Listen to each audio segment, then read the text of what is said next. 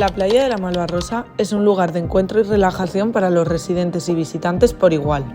Sin embargo, este paraíso costero enfrenta desafíos significativos relacionados con la masificación de personas. La creciente afluencia de visitantes puede llevar a situaciones incómodas, con playas abarrotadas y servicios saturados. Esta problemática no solo afecta a la experiencia de los bañistas, sino que también plantea serios problemas logísticos y de movilidad. ¿Cómo podemos garantizar que todos disfruten de la playa de manera segura y cómoda sin comprometer la calidad del entorno?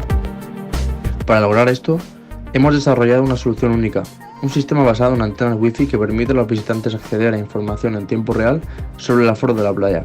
Mediante sus dispositivos móviles podrán ingresar a una plataforma web intuitiva que les brindará datos actualizados sobre la ocupación de las diferentes áreas de la playa. Esta información vital les permitirá tomar decisiones informadas sobre a qué zona dirigirse, evitando las áreas congestionadas y optando por lugares más tranquilos y cómodos. Además, para garantizar la accesibilidad y movilidad de todos, se implementará un servicio de transporte ecológico y adaptado. Aquellos que deseen desplazarse de una zona a otra pueden contar con nuestros autobuses que también están equipados para atender a personas con movilidad reducida. En nuestro empeño por transformar la experiencia en la playa de la Malvarrosa, no solo buscamos proporcionar a turistas y residentes una experiencia más placentera, sino también colaborar estrechamente con las autoridades policiales y los equipos de limpieza, para garantizar el buen estado y la seguridad de la zona.